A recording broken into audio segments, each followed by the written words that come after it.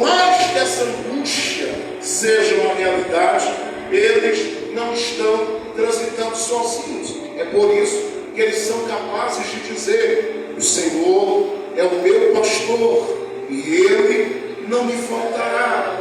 Ainda que eu ande pelo vale da sombra e da morte, eu não temerei mal nenhum, porque eu sei que eu não ando sozinho, não canto sozinho, não oro sozinho, não choro sozinho. Tu estás comigo. São capazes de dizer: Ele é o meu refúgio, minha fortaleza, meu socorro, bem presente na hora da angústia. São capazes de dizer: eu elevo os meus olhos para os montes, de onde me virá o socorro? O meu socorro vem daquele que não me deixa estar aqui no meio dos ventos sozinho. Eu não estou sozinho. O livro dos Salmos faz questão de nos convidar a caminharmos com essa convicção de que nem você e nem eu estamos nesta terra sozinhos. Talvez alguma situação que você passe, ela coloque você em algum momento ou em algum dia se sentindo desamparado, esquecido, abandonado e sozinho. Mas a qualquer momento Deus aparece na história para mostrar a você que Ele jamais lhe deixaria e lhe deixará sozinho. E olhar para os Salmos é perceber isso. E é por isso que o livro dos Salmos, ele se divide, e eu poderia dizer isso, em duas partes importantes. Aqueles salmos que são salmos muito pessoais e aqueles salmos que vão além daquilo que se torna muito comum aos outros salmistas que ouvem, leem ou cantam o salmo dos seus colegas. Porque há salmos muito pessoais. Tem gente dizendo assim: eu tenho um Deus que é o meu Deus. É muito pessoal. Mas você percebe, por exemplo, a partir do Salmo 100, que o livro dos Salmos apresenta salmos que nos levam a olhar a pessoa de Deus de uma forma diferente. Por quê? Porque o Deus pessoal não deixa de ser o Deus grande por ser pessoal. Tem muita gente que acaba confundindo isso. Deus é Pai, Deus é amigo, Deus está conosco. Mas muita gente entende que essa relação de Deus tão próxima da gente, às vezes gera a ideia de que algumas coisas Deus não está envolvido nelas. E o Salmo, o livro dos Salmos, a partir principalmente do Salmo 100, e por que não dizer no Salmo 136, ele nos convida a olharmos para esse Deus como um Deus que está acima de tudo, que está em um lugar alto, que domina sobre tudo, que governa sobre tudo. E esse é um grito congregacional. É por isso que esse Salmo 136 não nos apresenta particularmente em nenhuma das versões bíblicas que nós temos quem é o autor dele. Por quê? O autor decidiu apenas plantar uma semente de resgate. Resgate de quê?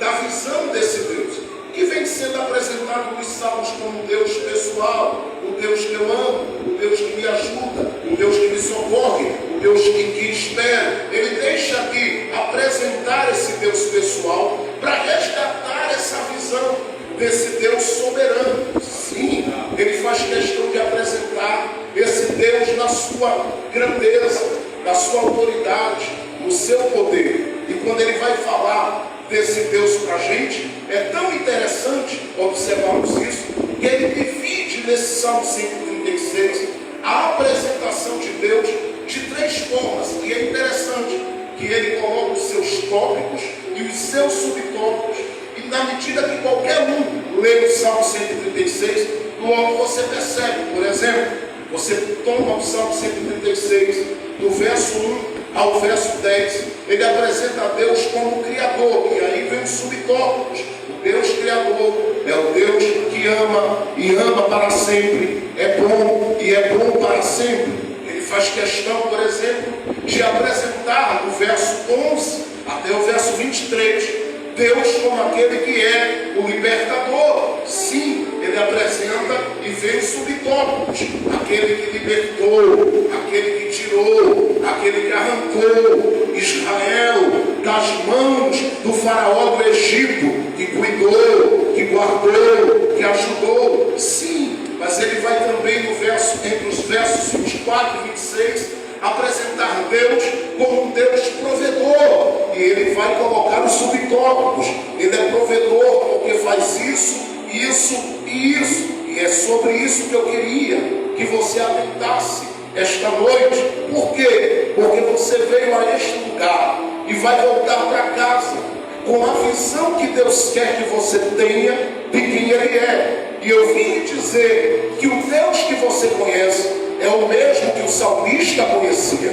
O Deus que você adora é o mesmo Deus que o salmista adorava. Porém, ele sabe que ele está falando aqui em um tempo, com uma congregação que precisa resgatar essa visão do Deus que ele está dizendo, que é criador, que é libertador, que é provedor. Sim, ele precisa e entende que a congregação precisa resgatar isso. Por que ele quer fazer esse resgate? Talvez porque ele um dia acessou o seu celular, deu uma olhada para um desses canais do YouTube e deve ter assistido a alguns podcasts e começou a perceber que na época dele, assim como hoje, Deus está sendo colocado em debate, como se Deus, que a Bíblia diz em Isaías capítulo 40, que tem a terra debaixo dos seus pés, que mede os céus a palmos, que toma as águas do mar como uma concha na sua mão, que chama as estrelas pelo seu nome. Ele coubesse no diálogo e no debate de gente que não consegue nem tomar um banho direito.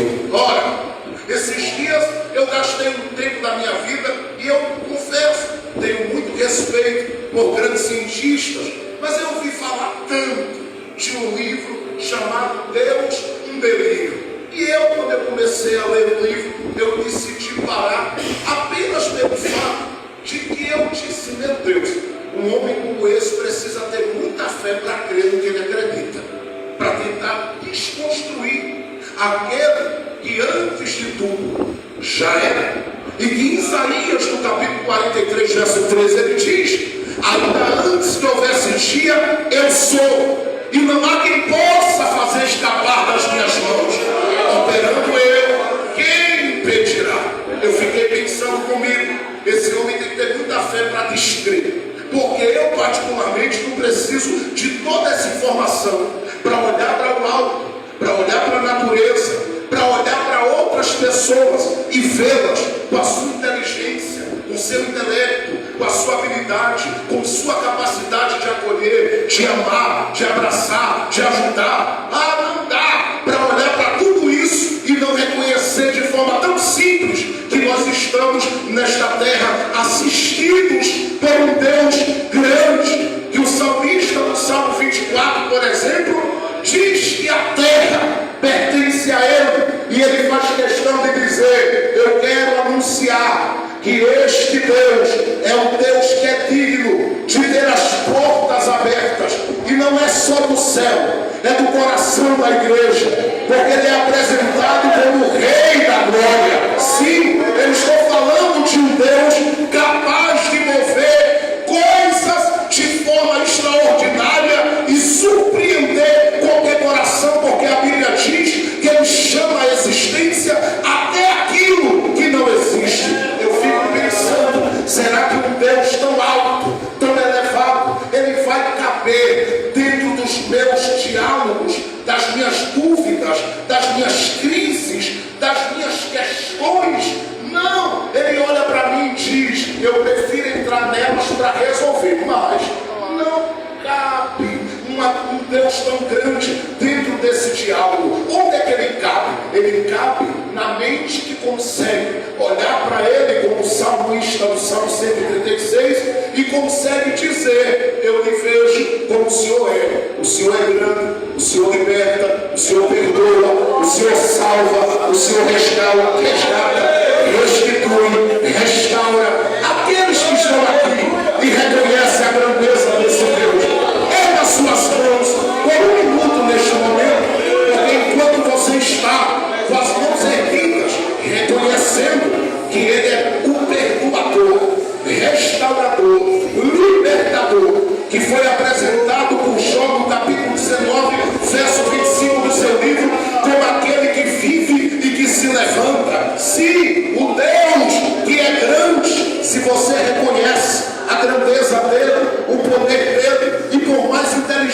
você seja, você consegue olhar e dizer: a minha inteligência não me levará nunca a penetrar a profundidade da grandeza dele, porque Paulo diz na doxologia em Romanos que ele é tão grande e tão profundo que a mente do homem não consegue penetrar. Só o próprio Espírito dele é que nos dá discernimento da grandeza dele, do poder dele, da autoridade dele. Olha, quando o salmista vai apresentando esse Deus aqui, ele vai dizer algumas coisas que me chamaram a atenção. Não vou falar sobre elas hoje, porque o meu foco está em um outro ponto do salmo. Mas olhe para o salmo que você está aí com a Bíblia aberta e veja o que ele diz no salmo de número 136, no verso de número 2. Olha o que ele diz: rendei graças ao Deus dos deuses. Ele está dizendo: olha, adore, celebre,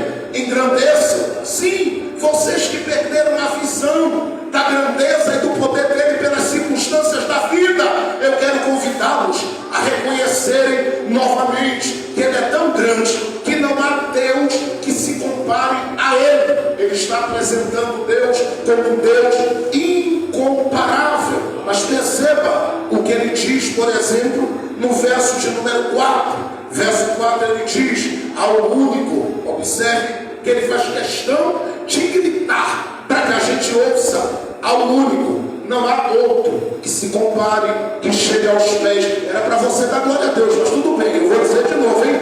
Não há outro que se compare, que faça, que realize, que entre, que chegue, que mostre, que possa transformar realidades como ele. Ele diz: ao único que faz grandes maravilhas. Olha o que ele está dizendo: esse é um Deus não de coisinhas minúsculas e pequenas, ainda que ele ama coisas pequenas, ele não é um Deus que faz coisas pequenas apenas. Ele diz: ele é um Deus de grandes maravilhas. Para alguém, abrir o mar vermelho é coisa simples. Para mim, que tenho fé, é coisa maravilhosa. Abrir o Jordão, para alguém, é coisa simples. Para mim, que tenho fé, é coisa maravilhosa. Para alguém, ressuscitar morto é coisa simples. Para mim, que tenho fé, é coisa muito alta, porque o Deus que é apresentado por ele é um Deus de grandes maravilhas. Ele está dizendo: eu estou dando motivos, razões para vocês não ficarem no culto calados, para vocês não ficarem em silêncio. Eu estou dizendo a vocês que o Deus de vocês é um Deus de grandes maravilhas. Eu sei que na visão de alguém a causa parece impossível, mas eu vim te dizer que o teu Deus é um Deus de grandes maravilhas. Na visão de alguém, a realidade da família parece impossível de ser revertida, mas eu vim te anunciar que o Deus que você está adorando aqui é um Deus de grandes maravilhas. Se você crê nisso, levante a sua mão que eu vou profetizar. Ele vai fazer ainda neste final de ano. Isso é para quem crê e quem pode abrir a boca para adorar. Ele vai fazer neste final de ano grandes maravilhas na vida de quem crê. Se você acredita, abra a boca, porque eu vou profetizar. Ele vai abrir grandes portas nesse final de ano. Ele vai mover coisas que parecem impossíveis de serem movidas. Ele vai resolver situações que aos olhos humanos parecem impossíveis. Prepara o teu coração, abra a boca para dar glória e se alegre. Está chegando a hora que o Deus grande vai fazer grandes maravilhas. Você pode me ajudar a pregar? Se você não se sentir desconfortável com o que eu vou lhe pedir, faça o que eu estou lhe pedindo agora. Só se você não se sentir desconfortável com isso, coloque a mão no ombro de alguém do seu lado ou à sua frente e diga para ela: Deus vai fazer grandes maravilhas na tua história. Diga para ela, profetiza para ela, profetiza para ela, diga para ela, diga para ela. Ele vai fazer grandes maravilhas na nossa casa, na nossa família. Vai se abrir o que precisa abrir, vai chegar o que precisa chegar, virá o que precisa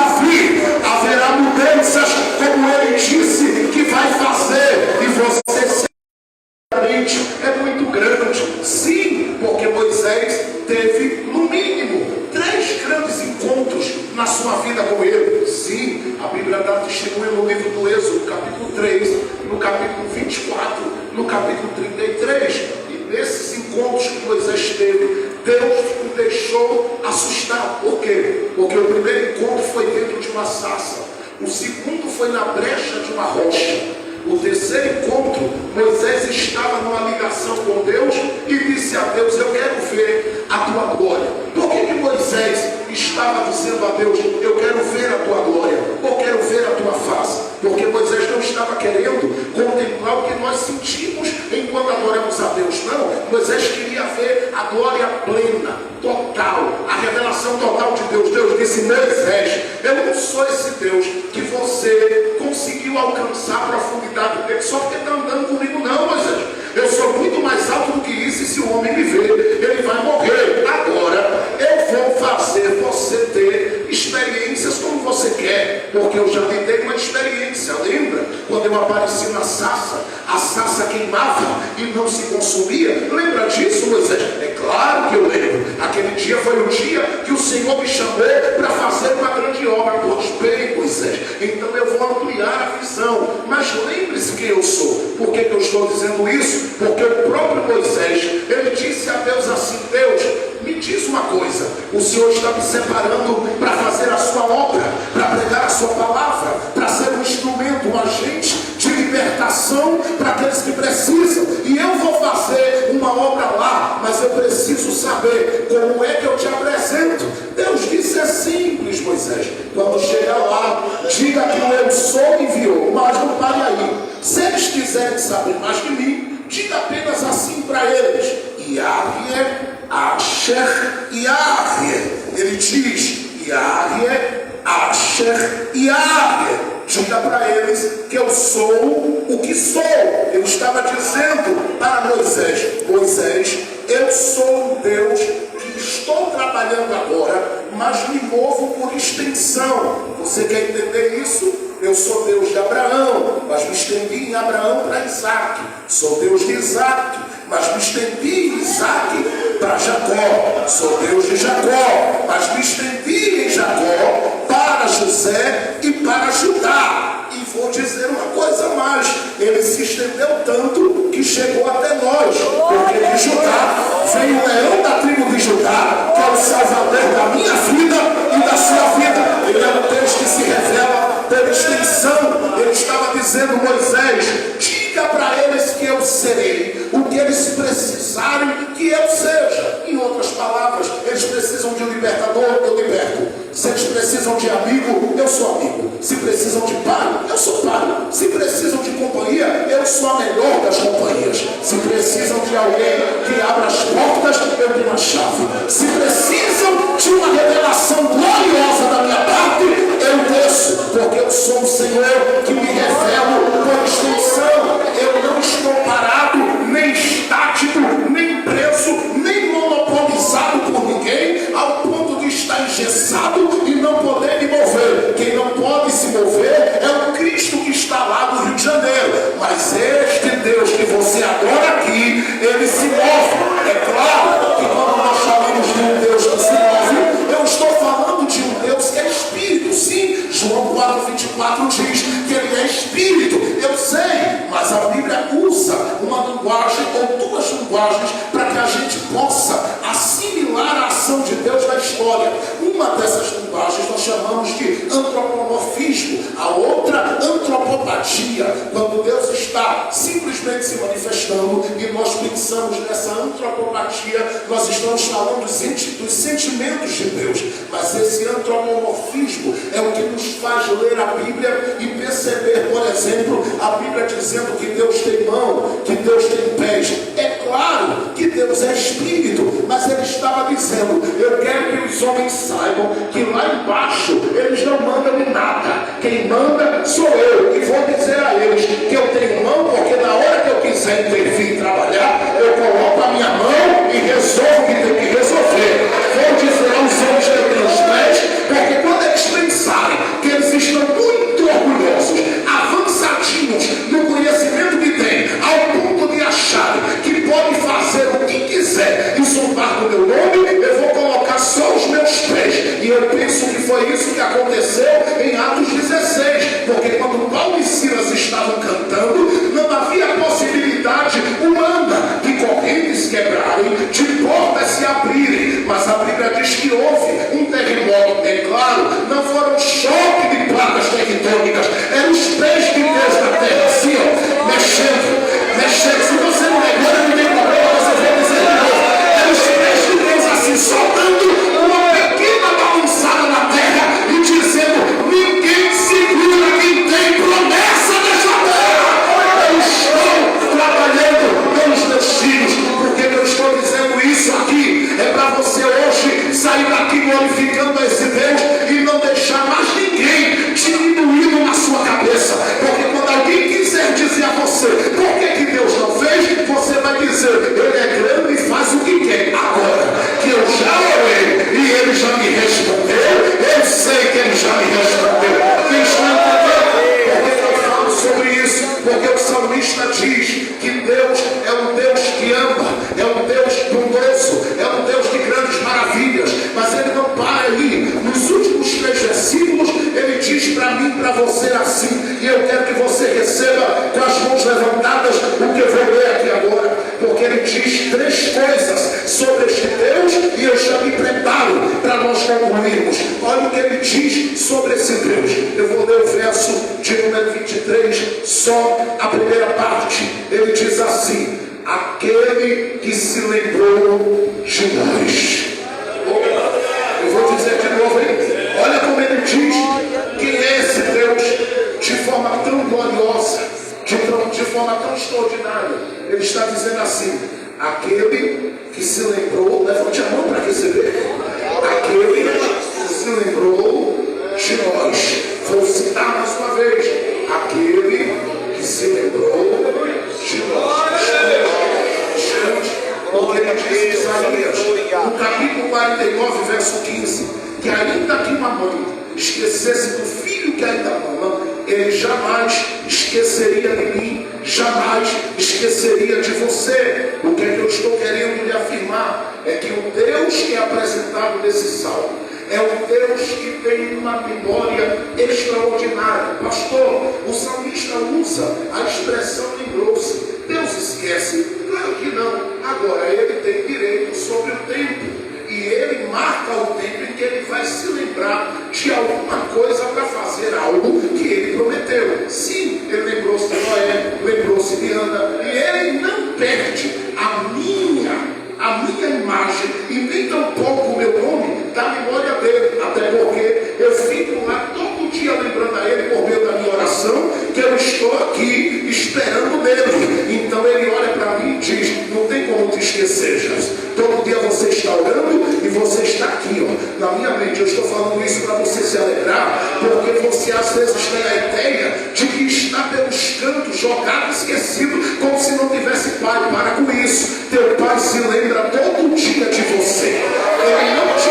perdeu de vista e você jamais saiu da memória dele. Uma segunda coisa que o salmista diz aqui, olhe para o verso de número 24, por favor. Ele diz assim: este Deus é o Deus que nos livrou de nossos adversários. Pare aí. Ele está dizendo que esse Deus que tem uma memória eterna, Ele é um Deus que livra. Preste atenção. Ele está anunciando para mim e para você o Deus que livra.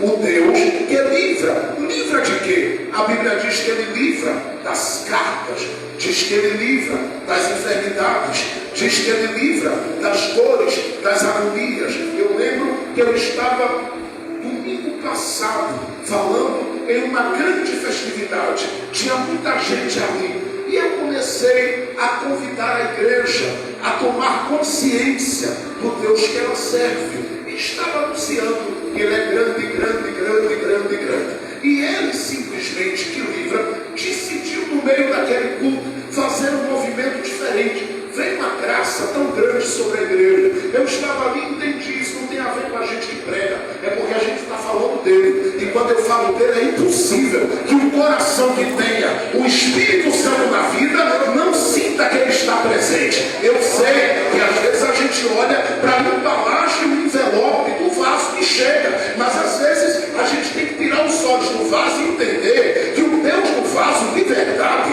Ele é um Deus tremendo, Ele é um Deus que livra. E no meio daquilo que eu estava anunciando, que Ele é poderoso e grande, que Ele é grande e poderoso, e eu dizia que Ele é grande, alguém que veio na frente, no meio de uma multidão de pessoas que estava ali, não era evangélica, ela começou a sentir algo diferente desse Deus grande operando no ambiente da igreja, e ela não suportou aquilo que estava instalado como enfermidade e como mal no corpo dela, saiu pela boca da frente da igreja. Eu me lembro que quando eu parei de pregar, ela correu ao meu encontro e me deu um abraço e disse: você estava pregando. E eu simplesmente olhando para a embalagem, eu não via que vinha alguma coisa daí, mas eu comecei a olhar além do vaso, e eu comecei a perceber que o Deus que o Senhor estava anunciando, Ele estava me sacudindo dentro de mim, de uma forma tão grande,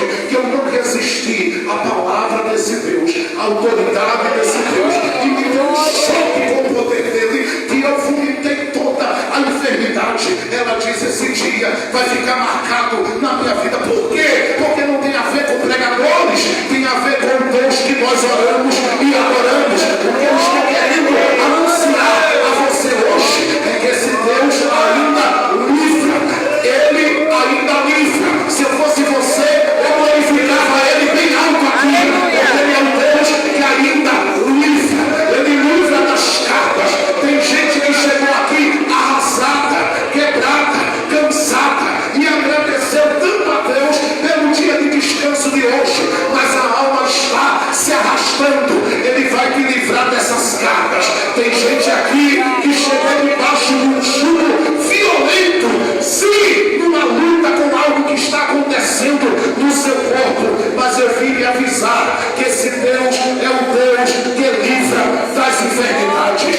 Ele livra das enfermidades. Mateus, no capítulo 4, verso de número 23, diz que Jesus, ele percorria pelas regiões da Galileia e traziam a ele lunáticos, paralíticos, cegos, e diz a Bíblia assim: e ele curava e libertava a todos. Escute, o poder deste Deus não mudou. Daniel disse no capítulo 2, verso 21 e 22, ele é o que revela o profundo e o escondido, remove reis, estabelece reis. Ele é o que tem o poder para mudar os tempos e as estações. Ele não mudou, ele é o mesmo. Malaquias diz no capítulo 3: eu sou o Senhor e não mudo. Eu vim avisar esta igreja: vai haver uma obra de transformação, de realidade de vidas aqui tão grande a partir de hoje,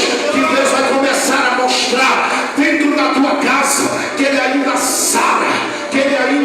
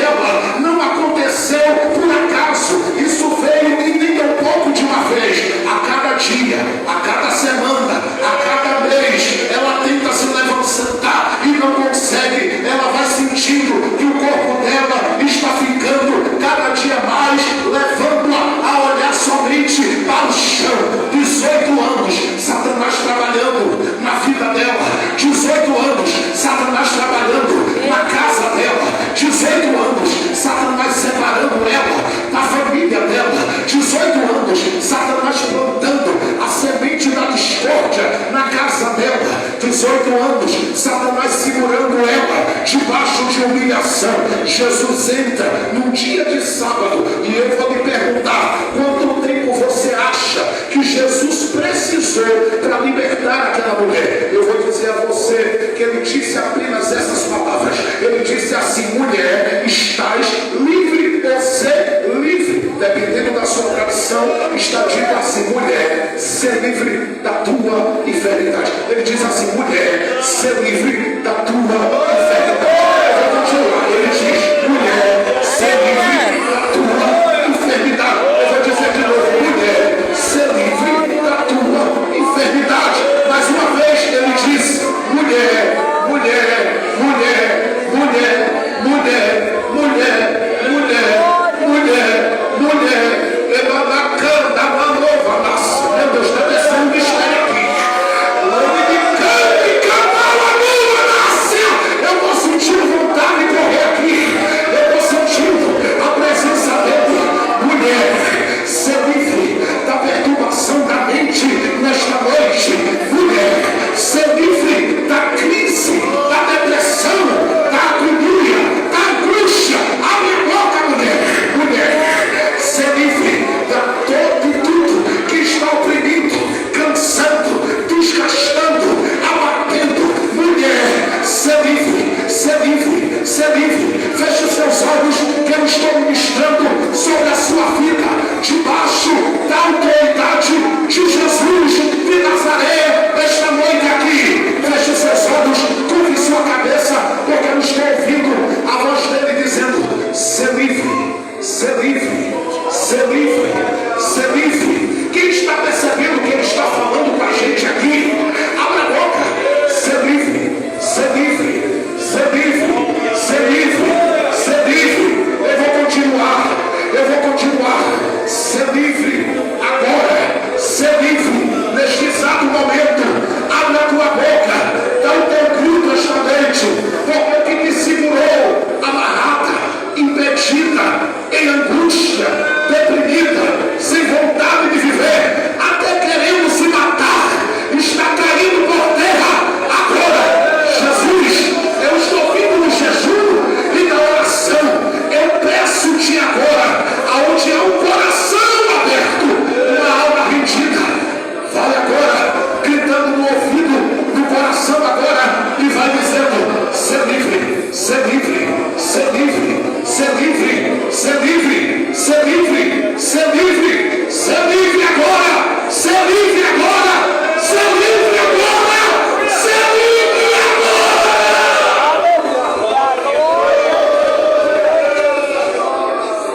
Estou sentindo ele confirmando a minha alma.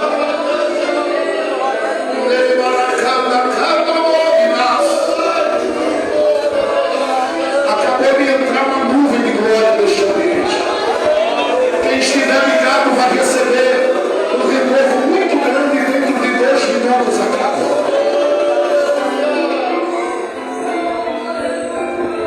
Eu vou esperar você abrir a boca. 18 anos Satanás oprimindo. 18 anos maltratando a casa. 18 anos maltratando a família. 18 anos maltratando a história. Jesus chega e eu vou lhe dizer com essas palavras: o tempo que eu gasto para dizer isso, Jesus fez muito mais rápido na vida dela. Eu estou dizendo, o tempo que eu uso para pronunciar esta expressão, Jesus foi muito mais rápido. Mulher, ser livre. Vê se você consegue contar quantos segundos. 18 anos, não levanta a cabeça. 18 anos, eu ando sem moral. 18 anos, sem respeito de ninguém. 18 anos, sem consideração. 18 anos, sem admiração.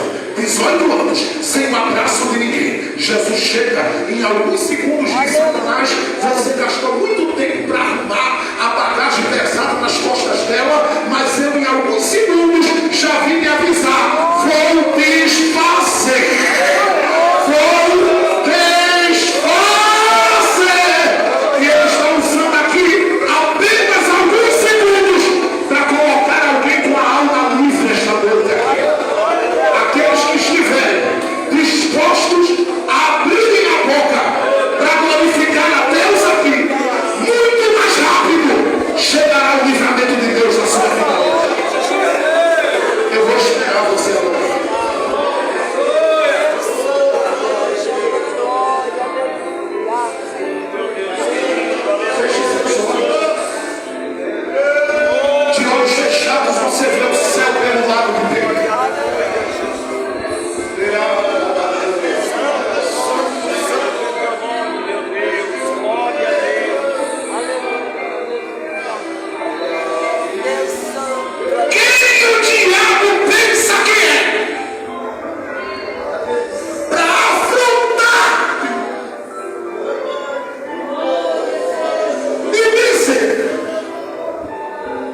que vai destruir, que vai acabar, que vai matar. Eu ouvi o grito no mundo espiritual e eu digo: eu sou o Senhor. Desço neste lugar para te dizer que tu não precisas temer a nada. Eu toco no teu sangue, eu toco nos teus ossos, e enquanto esta igreja glorifica o meu nome, eu faço uma grande obra da tua história. Alcanço a ti e a quem tu amas, porque eu te digo: a guerra não é tua, é minha. Eu desço para livrar, diz o Senhor dos Exércitos. Eu estou sentindo a presença dele neste lugar. Fique de pé comigo, por favor.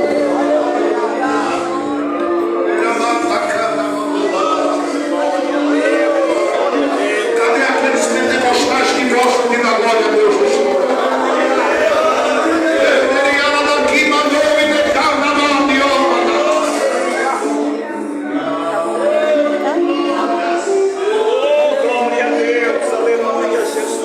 Receba esta palavra profética. Ele vai parar o que está querendo te parar. Eu vou dizer de novo: Jesus, o Verbo encarnado, o Deus vivo, o ressuscitado, aquele que disse: todo o poder foi me dado nos céus e na terra. Ele vai parar o que está querendo te parar. Tua casa não vai ficar debaixo de opressão. Eu vou profetizar de novo.